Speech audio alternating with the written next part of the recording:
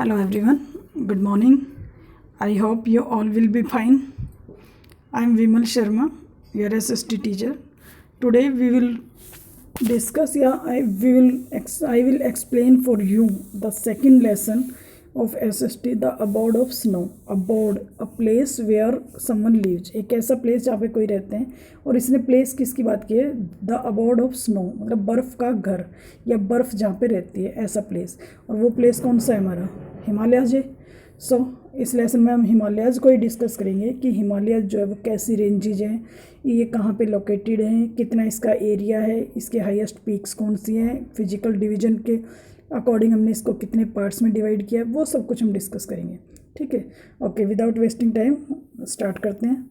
The Himalayas form the world's largest mountain range. They are fold mountains located in the south central part of Asia. Deep gorges and narrow valleys are formed by many streams and rivers in this region. The Himalayas range covers the entire northern part of India, from Jammu Kashmir to the eastern state Arunachal Pradesh. ठीक है, अब इसमें हम क्या पढ़ते हैं? हमने ये बताया, इसने बताया कि जो हिमालय रेंज है वो विश्व की सबसे लंबी माउंटेन रेंज है, और ये फोल्ड माउंटेन्स जो है वहाँ पे लोकेटेड, कहाँ पे? ये फोल्ड माउंटेन्स हैं, और ये लोकेटेड है जो हमारा दक्षिण जो एशिया का मध्य दक्षिण भाग है ना, दक्षिण मध्य भाग है, उसमें ये लोकेटेड है, वहाँ पे ये स्थित है, वही इसका एरिया है. इसने बताया है कि जो वैली है, जो स्ट्रीम है, जो रिवर्स हैं, वही यहाँ पे जो डीप और नैरो वैलीज हैं उनको फॉर्म करती है. क्यों करती हैं? अब एक चीज़ देखो, जैसे स्नो है, स्नो जब मेल्ट होगी तो वो जहाँ पे, वहाँ उस प्लेस से लेके जो प्लेस थोड़ा सा लोएस्ट हाईएस्ट होगी, जिसकी उससे कम हाइट होगी, वहीं पे रुकेगा.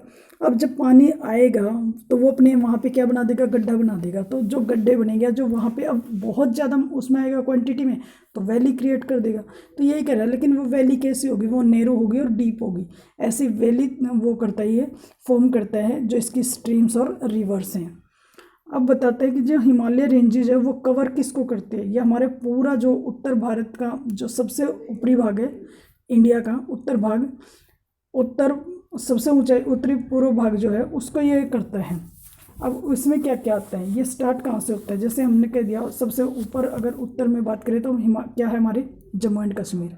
और ईस्टर्न भाग में सबसे ऊंचाई पे वहाँ कौन सा है? अरुणाचल प्रदेश. तो ये कह रहा है कि इसका जो टोटल पार्ट है, जो पूरा ये जम्मू कश्मीर से लेके अरुणाचल प्रदेश तक के पूरे उसको पार्ट को कवर करता है. ठीक है, तो ये इसका बता दिया इसने एरिया. अब आ जाता है हमारा लोकेशन. लोकेशन मतलब where it is located. The Himalaya stretch to about 2400 kilometre, passing through the northern India, southern China, Tibet, Nepal and Bhutan. अब इसमें बताइए कहाँ कहाँ फैला हुआ है? तो ये 5 उसमें फैला हुआ है कंट्रीज़ में. नाम क्या क्या बताए हैं? जो हिमालयाज है उसकी 2400 किलोमीटर में फैला, इसका जो एरिया है वो 2400 किलोमीटर है, जिसमें से इसका जो उत्तरी भारत है वो पार्ट इसका एक पार्ट है, जो दक्षिण चाइना है वो है, तिब्बत है, नेपाल है और भूटान है. इट मीन्स 5 कंट्रीज़ में ये फैला हुआ है, और इसका एरिया कितना है? 2400 किलोमीटर. ठीक है. Their width varies from 150 to 400 kilometer. The Himalaya enclose 9 of the highest peaks of the world. अब इसने क्या बताया? जो इसकी विड्थ है, इसकी चौड़ाई है, वो 150 से 400 किलोमीटर है. इट मीन्स ये ऐसा नहीं कि ये एक जगह से चला तो हर जगह इतना ही होगा, नहीं. कहीं पे 150 है तो 150 से और 400 के बीच में अप्रोक्सीमेटली इसने लिया, 150 से लेके 400 के बीच में. कहीं पे 200 होगा, कहीं पे 250 होगा, इस टाइप से. तो लेकिन इसने बताया है कि जो सबसे कम है और सबसे ज़्यादा वाला. ठीक है, ये एक एरिया बता दिया, इतनी चौड़ाई वाला है. तीसरा इसने क्या बताया कि जो हिमालय है वो 9 जो हाईएस्ट पीक है ना वर्ल्ड की, वो सारी इसके ये उन सब को कवर करता है, मतलब सब इसके अंडर आती हैं, 9 हाईएस्ट पीक. अब आते हैं आगे, इसको पढ़ते हैं कि इसका क्लाइमेट कैसा है. तब क्लाइमेट की अगर हम बात करें तो the great Himalayas influence the climate of the Indian subcontinent. They also have a major influence on the monsoon and a rainfall pattern. Within the Himalayas, the climate varies depending upon the elevation and location of the place.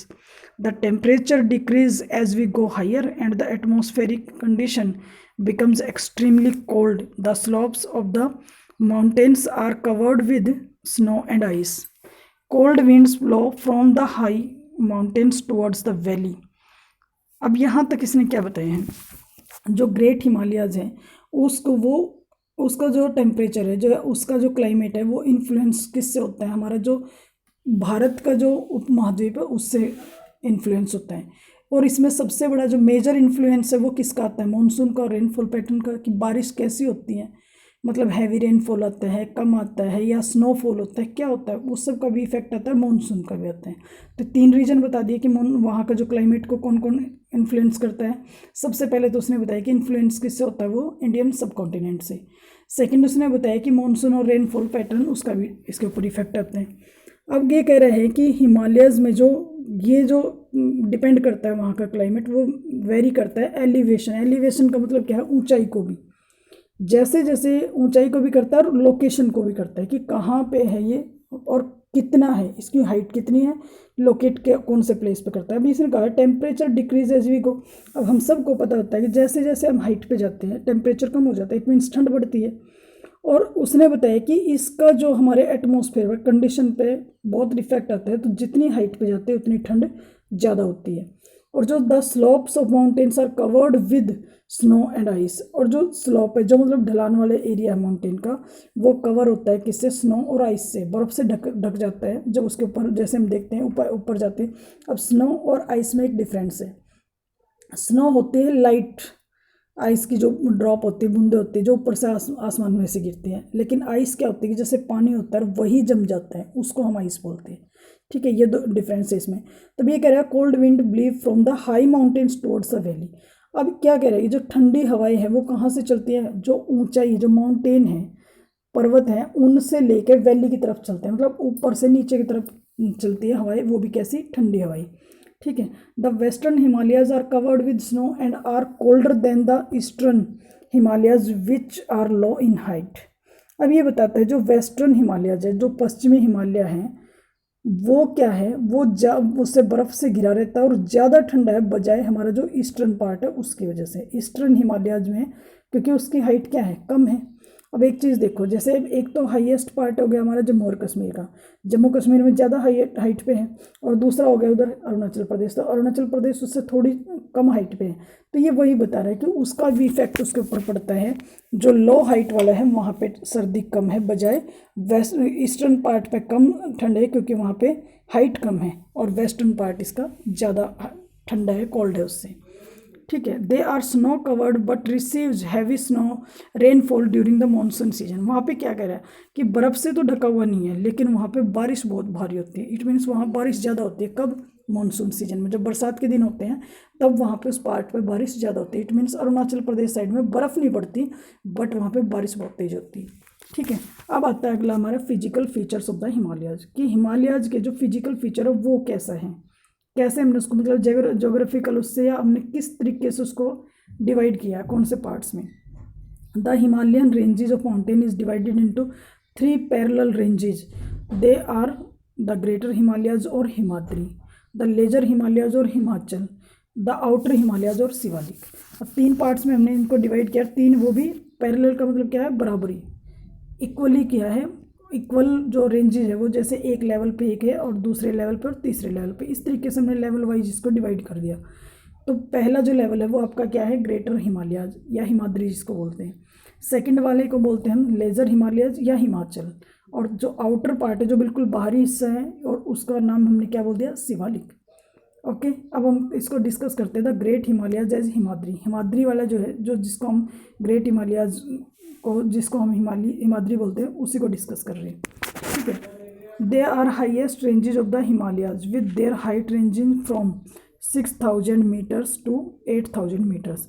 अब ये बताया जो highest ranges हैं हिमालय की, सबसे ऊंची ranges, उसकी बताई इसने कि वो 6000 मीटर से लेके 8000 मीटर तक होती है। Their peak are always covered with snow and hence they are named Himalayas which means abode of snow. अब ये कह रहा है जो हाईएस्ट पीक होती है, उसकी जो पीक है, वे चोटियाँ जो है वो किससे, बर्फ़ से ढकी होती है, इसीलिए हमने उसका नाम भी क्या दे दिया है, abode of snow, it means जहाँ पूरे साल बर्फ़ रहती है। The highest mountain peak of these ranges is the Mount Everest. It is located in Nepal and has an altitude of 8848 meters. अब ये कहता है कि जो हाईएस्ट माउंटेन पीक है इसकी, वो उसका नाम क्या है, माउंट एवरेस्ट है। जो सबसे ऊंची चोटी है उसका नाम माउंट एवरेस्ट है, और लेकिन वो लोकेटेड है नेपाल में। और उसकी हाइट कितनी है बताइए इसने, 88,848 मीटर। ठीक है, तो इसकी जो हाइट है वो इन्होंने बता दी है कि 8848 मीटर है, बट लोकेटेड है ये नेपाल में। अब आते हैं the Karakoram ranges of the greater Himalayas lies in Jammu and Kashmir. It encloses Mount Everest, Mount K2 और Mount Godwin Austen, the highest peak in India and the second highest in the world.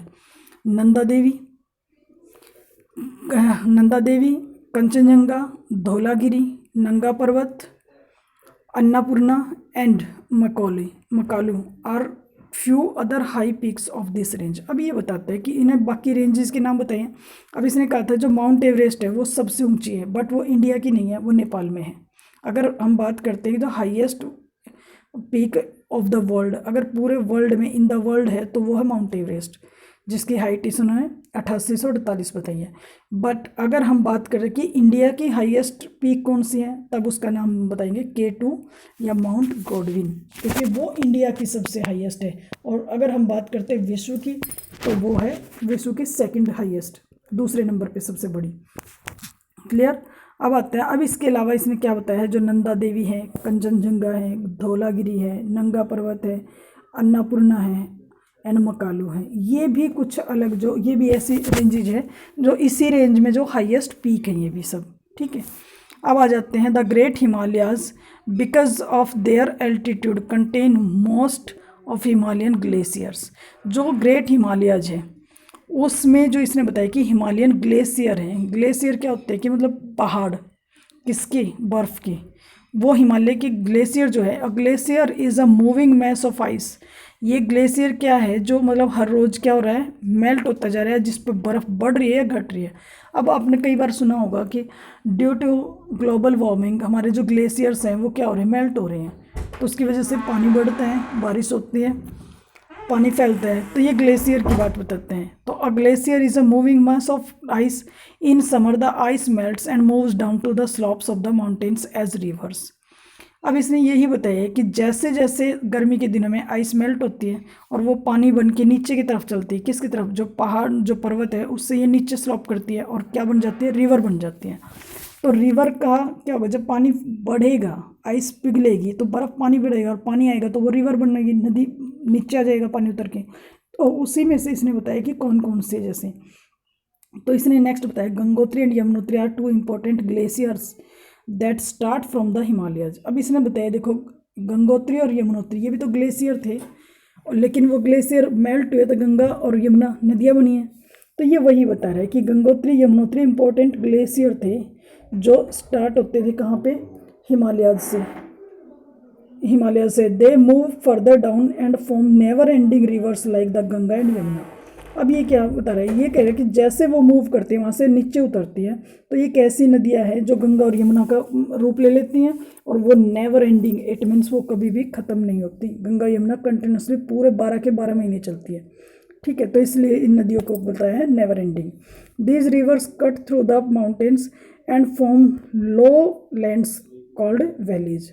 अब ये बता रहे, जब ये रिवर्स काट के अपने कुछ पार्ट को, थोड़ा सा माउंटेन्स कुछ ऊंचाई वाला पार्ट रह जाता है, तो ये क्या फॉर्म करती हैं, जो लो लैंड होती है जिसको हम वैली बोलते हैं। लो लैंड का मतलब क्या होता है, जो एक हमने देखा कि एक मैदान है, उसमें कुछ पार्ट होता है जो नीचे होता है, थोड़ा सा जो नीचे होता है वही तो नदी होती है, उसी को नदी बोलते हैं। तो ये उसको, लेकिन वो अगर नदी तो जब बोलते हैं जब उसमें पानी होता है, नहीं होता तो वो वैली होती है।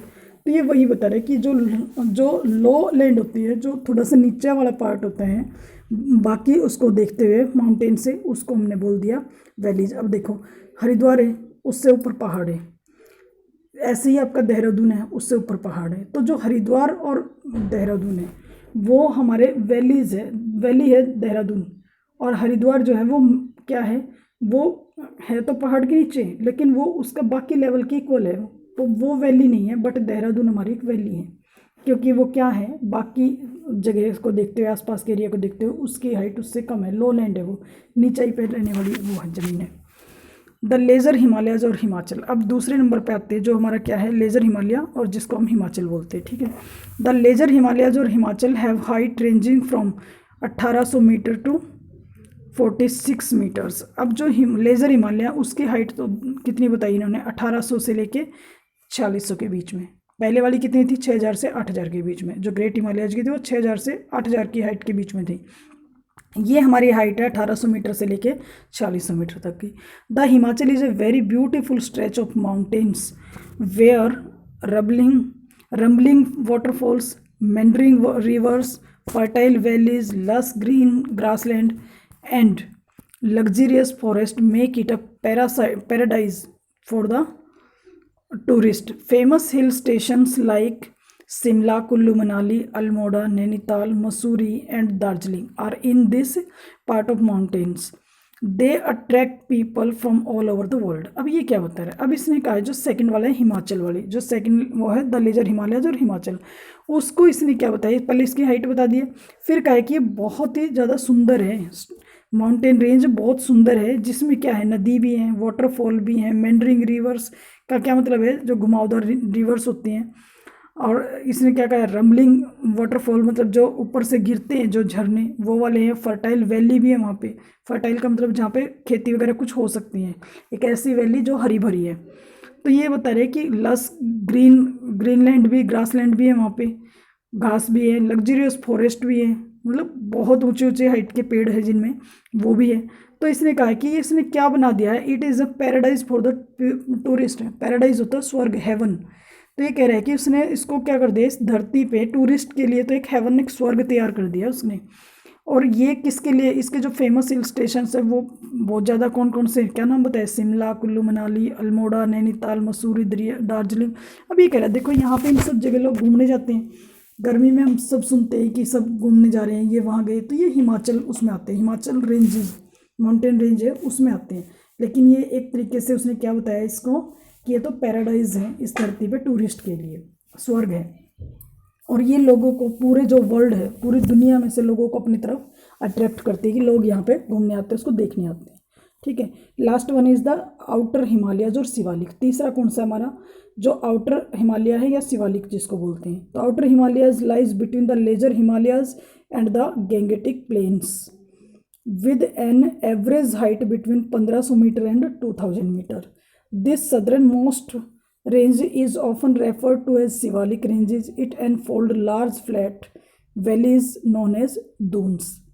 अब ये आता है, इसमें क्या बताया इसने कि जो ये वाला है, जो आउटर हिमालयाज वाला है, इसको इसने क्या कहा कि जो लेज़र हिमालयाज और गंगा का जो किनारे का, गंगा की जो मैदानी भाग है उसमें ये आता है, एवरेज हाइट है इसकी 1500 से 2000 के बीच, इससे ज़्यादा हाइट इसकी नहीं है। तो ये है हमारा जो इसने बताया सदर्न मोस्ट, जो हमारा दक्षिण का जो सबसे वो भाग है उसमें ये फैला हुआ है, शिवालिक रेंज जो है वहाँ पे फैली हुई है।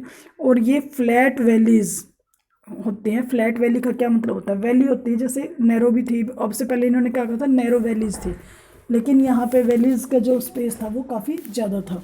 तो उस वैलीज़ को हम क्या बोल देते हैं, इसने उसका नाम क्या दे दिया, दून्स। दून उनको बोला जाता है जहाँ पे फ्लैट वैली है बट उसकी चौड़ाई ज़्यादा थी। तो इसमें इसने बताया है 3, देहरादून है, the capital of Uttarakhand is one such valley. ऐसी एक देहरादून है, क्योंकि देहरादून छोटी जगह नहीं है, देहरादून काफ़ी बड़ी है।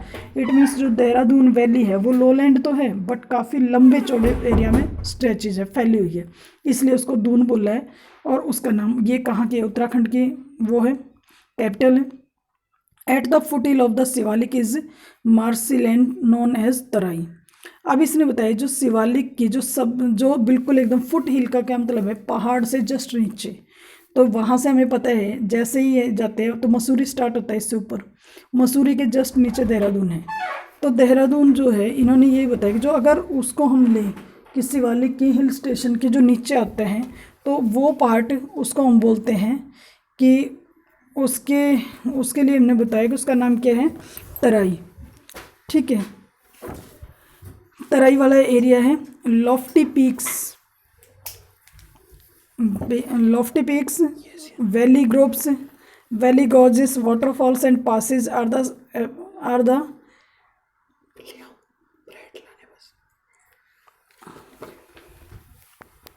हेलो, हाँ जी। Lofty peaks, valley, gorgeous waterfalls and passes are the associated physical feature of this Himalayan range.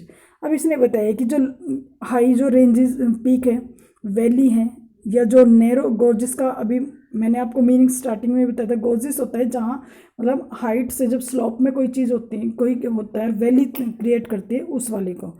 और वाटरफॉल है। और जो पासेज है, पासेज का मतलब क्या है, जैसे कहीं पे भी एक प्लेस से दूसरे प्लेस पे जाने के लिए जो रास्ते बनाए जाते हैं, पासेज, उनको पासेज बोलते हैं हम। लेकिन वो पासेज क्या होते हैं, जैसे बर्फ़ के बीच में से हैं निकाल के जो रास्ते तैयार कर दिए जाते हैं आने जाने के लिए, उनको। और ये क्या कह रहा है कि ये फिजिकल फीचर है इसका, हिमालय रीजन का फिजिकल फीचर। इट मीन्स इसमें ये सारी चीज़ें हैं। ठीक है, नेक्स्ट पे आ जाते हैं यहाँ पे आपका eastern branches. The Himalayas bend towards the eastern end of India, forming many hill knows as Purvanchal, Purva east anchal mountains. These extensions are low hills ranging between 1800 meter to 3000 meters in height. Garo, Khasi, Jaintia, Naga and Mizo hill together form the Purvanchal. This region gets heavy rainfall during the monsoon season and hence is covered with thick forest. अब ये क्या बताता है, eastern branches. अब उसकी एक eastern branches है। Eastern का, ईस्ट का मतलब ही क्या है, पूर्व, और पूर्व से ही मिलके इसने क्या बना दिया, पूर्वांचल। पूर्व के अंचल मतलब पूर्व का आंचल में जो है उसके बारे में इसने बताया। तो हिमालय जो वो बैंड है ईस्टर्न एंड पे इंडिया, और वो क्या तैयार करता है, पूर्वांचल को बनाते हैं। इट मीन्स जो हमारा अरुणाचल प्रदेश साइड का ये जो एरिया है उसी के बारे में ये बात कर रहे हैं। ठीक है, इसने क्या बताया कि किससे मिलके बना है पूर्वांचल, पूर्व मतलब ईस्ट, अंचल मीन्स माउंटेन। जो ईस्ट के माउंटेन हैं, जो हमारे पूर्व के माउंटेन हैं, उसी को पूर्वांचल बोल रहे हैं। और वो क्या करते हैं, जो छोटी हाइट की हिल्स हैं, जिनकी हाइट कितनी 1800 मीटर से लेके 3000 मीटर है, वो हाइट है, उस पे रहते हैं कौन कौन, गारो, खासी, जैंतिया, नागा एंड मिजो हिल। ये 5 हिल्स हैं, वे इकट्ठी हैं वहाँ पे पूर्वांचल में। और इस रीजन को क्या होता है कि ये रीजन, इस रीजन में, इस एरिया में बहुत ज़्यादा हैवी भारी बारिश होती है मानसून के टाइम। और यही एक रीज़न है कि वहाँ पे बहुत ज़्यादा गहरे जंगल हैं।